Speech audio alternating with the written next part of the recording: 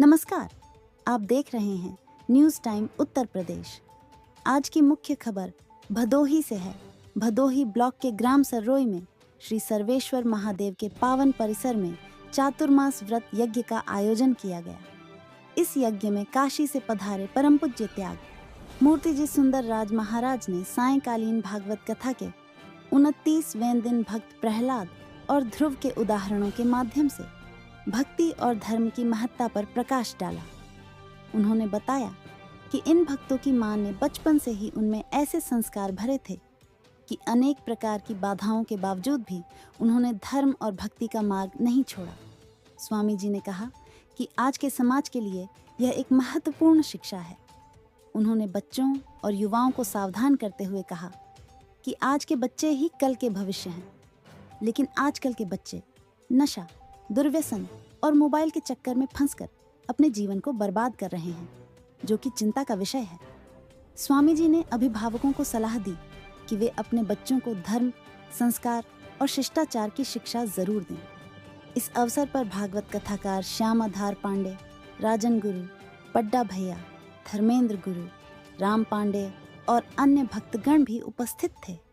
News time Uttar Pradesh के लिए फारूक जाफरी की रिपोर्ट। गेहूं डाले हैं, गेहूं निकलेगा, मसूर डाले हैं, मसूर निकलेगा, चना डाले हैं, चना निकलेगा, अरहर डाले हैं तो अरहर निकलेगा। मतलब हमारे कर्म जैसे हैं, खुशी के अनुसार तो फल मिलेगा। इसलिए सृष्टि का निर्माण, सृष्टि का संरचना, सृष्टि का विस्तार, सृष्टि का व्यापकता और सृष्टि में जो वस्तु का प्राप्ति है वो कर्म के आधार पर है। तो जो जस करहि सो तस फल चाखा, जो जैसा करता है वैसा ही फल मिलता है।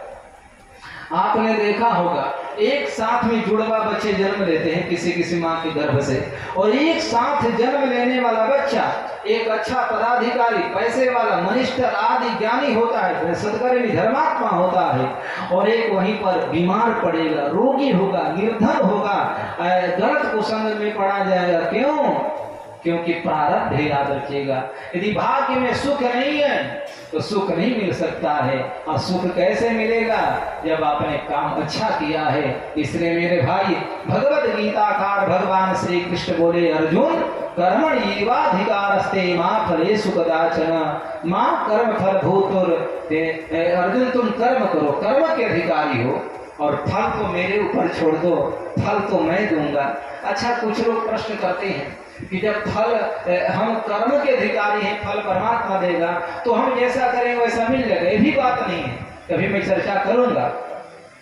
तो नियतम कुरु कर्म तुम कर्म ज्यायो है कर्मणा। कृष्ण ने कई बार कहा कि नित्य प्रति तुम कर्म किया करो। इसलिए भाई मेरे, बिना विचारे किसी को मारना नहीं चाहिए। अच्छा, किसी ने कह दिया मैं शिकायत करना चालू कर दे, भी गलत है। मैं न सुना हूं, न मैं देखा हूं, न कभी विचार किया हूं। किसी ने कह दिया हाँ मैं चालू हो गया। अरे तो वही बात है, कौवा कान लेकर जा रहा है, कौवा के पीछे पड़ गया, कान तो देखे अपना।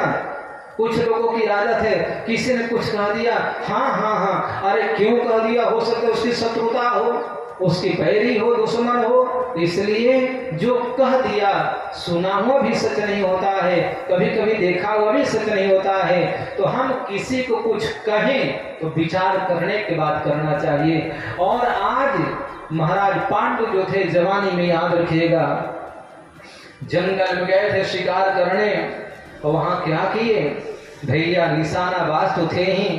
देखे तो वहां हिरण और हिरणी दोनों आपस में संग कर रहे थे, आपस में प्रेम कर रहे थे।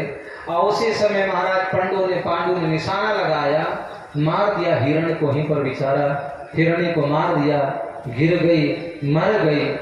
और वो हिरण नहीं थे, हिरणी नहीं थी, हिरणी कौन थे? ऋषि थे, याद रखिएगा। ऋषियों में ऋषि पत्नियां थी, ऋषि थे।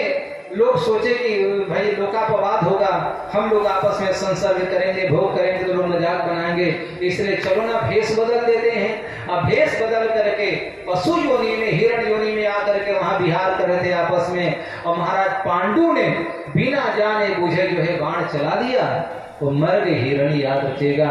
और मारी तो ऋषि थे, ऋषि पत्नी थी, तो बेचारी मर गई पत्नी। ऋषि ने श्राप दिया कि जाओ, जैसे आज तूने मेरे को भोगों से वंचित कर दिया, मेरी पत्नी को मार दिया, मैं भी श्राप देता हूँ कि तो जीवन में कभी भोग नहीं कर पाएगा। अब भोग करने के लिए जाएगा, उसी समय मर जाएगा, याद रखिएगा। और यही कारण है कुंती का जन्म कहीं, पालन पोषण कहीं, शादी हुई तो महाराज पांडु से शादी हुई, और शादी वही हुई तो श्रापित पति है कि भोग की दृष्टि से जाओगे तो मर जाओगे। लेकिन आज पांडु के काफी समय हो गया, आज मन में सोचा मेरे द्वारा तो कोई संतान होगी नहीं, तो क्यों नहीं करे। कुंती बुला देवी एक बात कहूं? बोले हाँ बताइए प्रभु। बोली कि तुम